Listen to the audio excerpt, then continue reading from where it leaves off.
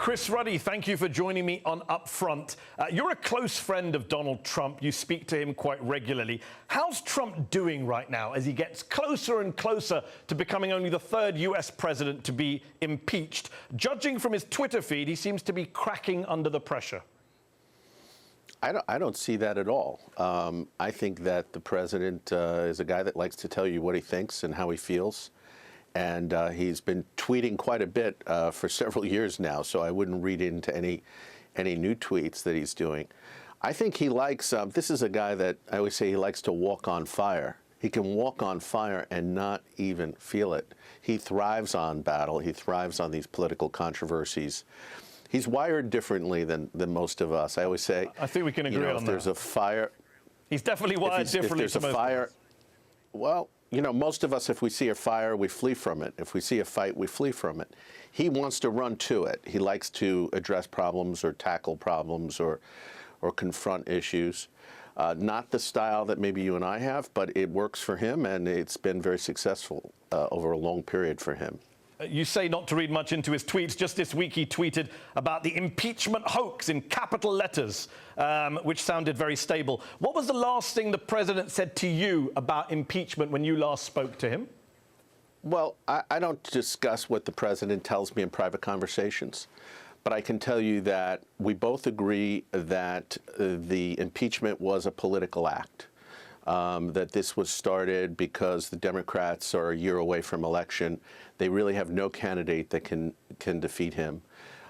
There's only a year left. They have no evidence of a criminal act here, none. Well, of course, impeachment is not about law or criminality. It is a political act to begin with. And you say there's no candidate who can beat him. All the polls show that all of the major Democratic candidates would beat him in an election tomorrow. Back in September, 2 days after the impeachment inquiry was announced, you said, quote, "I think Nancy Pelosi is the smartest person in Washington right now."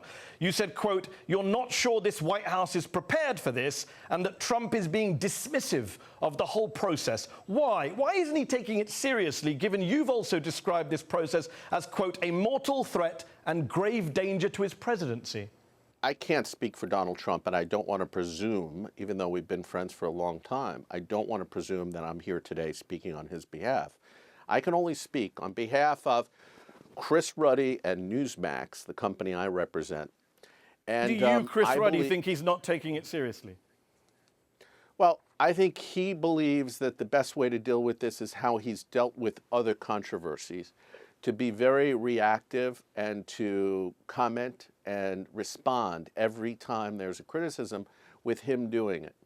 And he's had quite a bit of success doing that in the past. But you think it's a mistake in this particular case? You think it's a mistake, clearly, from your comments? Right, because it's sort of like before you've been alleged to have committed something, now you're actually on trial. You know, there's an old saying that you should never be your own lawyer, and that you'd be a fool to be your own lawyer. And I think there's a case here that, and I think the president's gotten a lot of bad legal advice from a number of people. In fact, if you look at this Ukrainian thing, a lot of it starts because his legal counsel at the time, Rudy Giuliani, told him to push this issue of corruption and investigating the Bidens. So it came from his lawyer.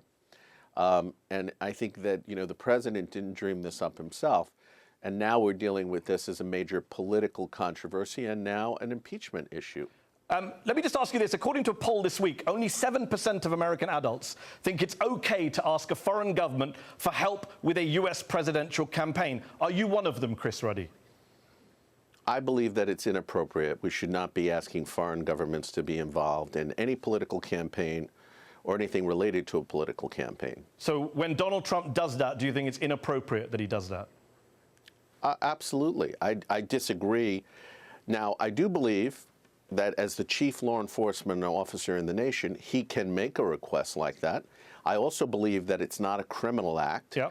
While I disagree with it, and I think it's inappropriate or not proper, as some people have testified on, I agree that it's not proper and was a mistake. But I don't think it's a criminal act, and I don't think it's an impeachable act. You know, Alan Dershowitz, a very famous liberal, has said we don't impeach people for political sins. Yeah, we used to not. Many would dispute the Dershowitz liberal label, and he's been a Trump defender on Fox News for a while now. I'll come back to the impeachable versus criminal act in a moment. Just on the phone call, the Democrats are focusing their impeachment inquiry on this crucial July phone call between Donald Trump and the president of Ukraine. That was the call in which, according to the White House's own call summary, the Ukrainian president asked for military aid, and Trump replied, quote, "I would like you to do us a favor, though." And he then went on to ask the Ukrainian president to, quote, "look into former Vice President Joe Biden and his son." Trump says that phone call was, quote, "perfect." Do you think it was perfect? I don't think anything said in that call was criminal or impeachable.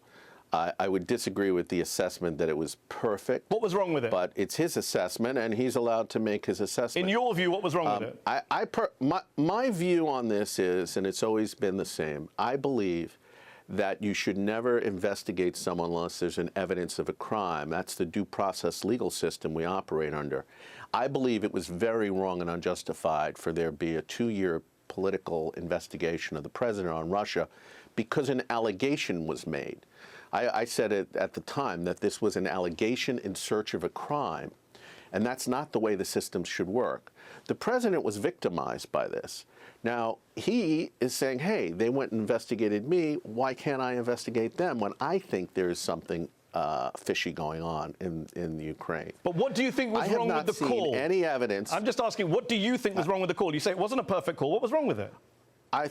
I think that Joe Biden's name should have never been raised in the call. Why? Because he's a political opponent of the president. He's running for office. What's wrong with that? There's no evidence, and as I said, there's no evidence that the Bidens committed a crime. It's unusual that his son would be running on the board of a gas company. Yep. But a lot of famous people have family members on boards, including the president. You'd have to start investigating half the Congress. So my view on the president is this is a guy that's done an A+ job running the economy and the domestic side.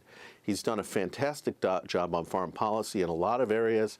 I think the report card is yet to be completed, but it's very good. Okay, but just coming back to the call, I appreciate you admire his record on other issues. Just on the call, well, it's important because it plays into everything else. Yes, but Bill Clinton had a very good other domestic record in many ways. It didn't stop people from impeaching him. He did. But let me just ask you this. Well, it stopped him from being acquitted, being convicted. Okay. Whether you commit a crime or not is irrelevant to the impeachment process.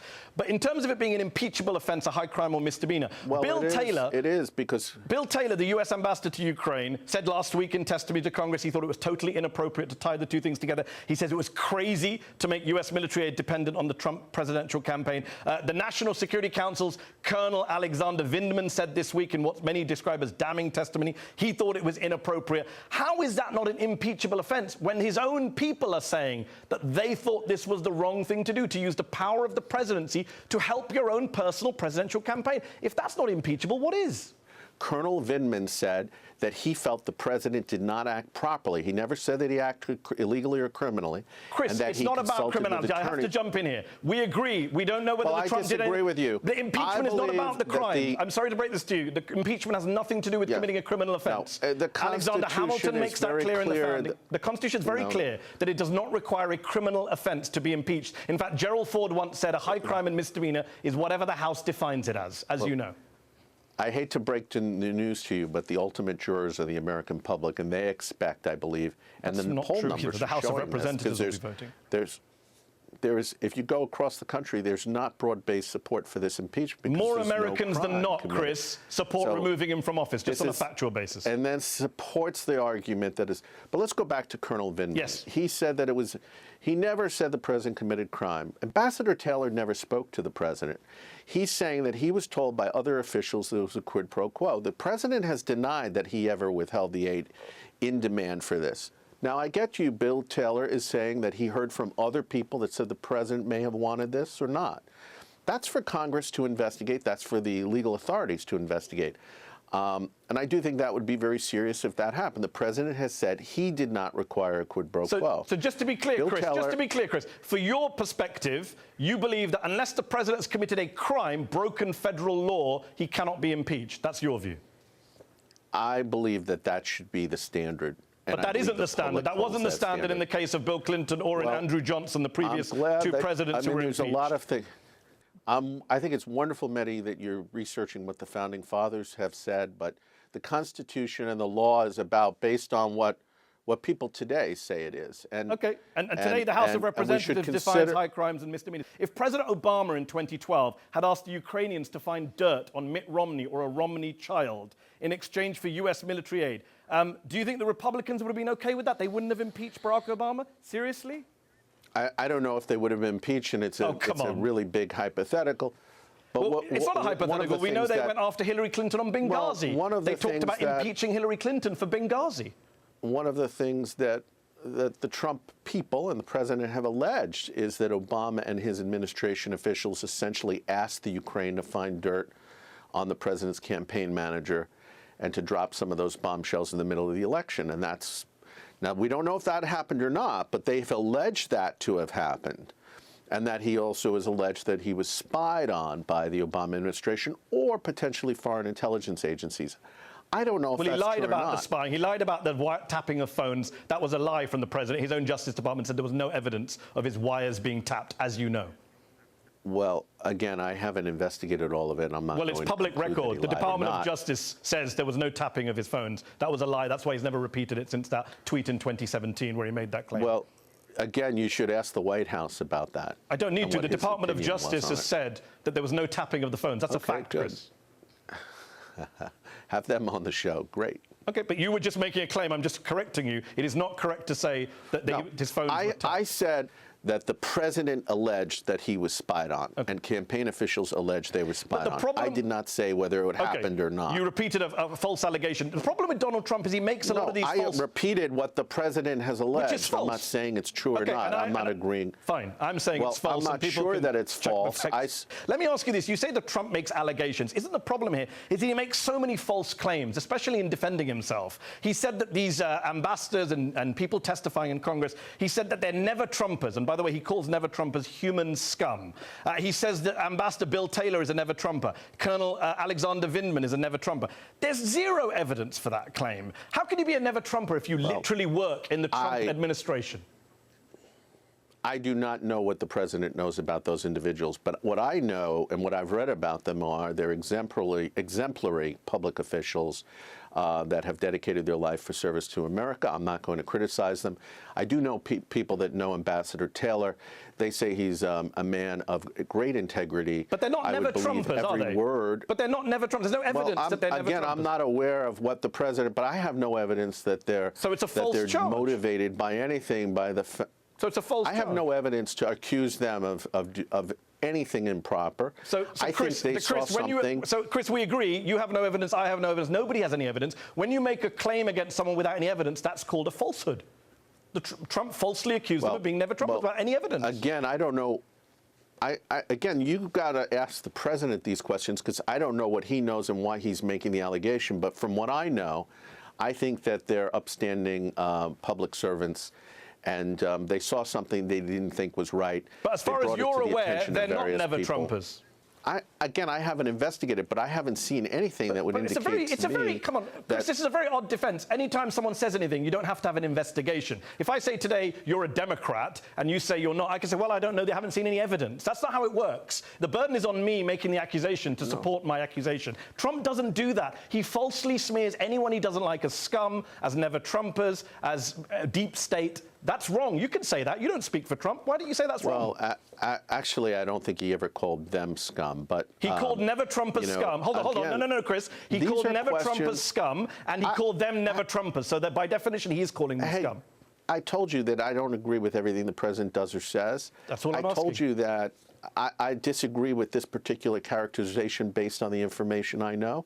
And I said, if you really want to know, call the White House, ask them. I'm not their representative. Former Trump Chief of Staff John Kelly said a few days ago that he told the president before he quit the White House last year that if Trump hired a yes man as his next chief of staff, he'd end up getting impeached, which is exactly what's happening now, of course. But what does it say about this president that so many people around him speak about him and to him as if he's a child, that he needs hand-holding, he needs boundaries, he needs saving from himself? You know, he's been nicknamed the toddler in chief. Well, I've always found in my conversations with him, I could be quite frank, and he does take constructive criticism. I don't work for him. I'm not there at the White House, so I'm not privy to the ongoing. I have been told by people through a number of years that people give him a lot of feedback and disagreements privately. He's very open to that privately. I think what he disagrees is where he has someone on his staff that they publicly disagree. I think any leader would have a problem with that. But I think people forget he ultimately decides all of these things, even I'm sure John Kelly gave him a lot of constructive criticism, and the president decided many times against that advice. I do think that the president is well served when he has advice and feedback. I think Congress has a vital role to play with any president. But he doesn't just have advice and feedback. His press secretary, Stephanie Grisham, said John Kelly was, quote, totally unequipped to handle the genius of our great president. This is Chairman Kim stuff. He's surrounded by sycophants. I hope you're not one of them. Well, I'm a friend of his. I support him. I think he's doing a great job, but I also will have disagreements with him, and I'm a member of the press, and I will share those concerns both privately and publicly. Chris Ruddy, thanks for joining me on UpFront. Glad to be here.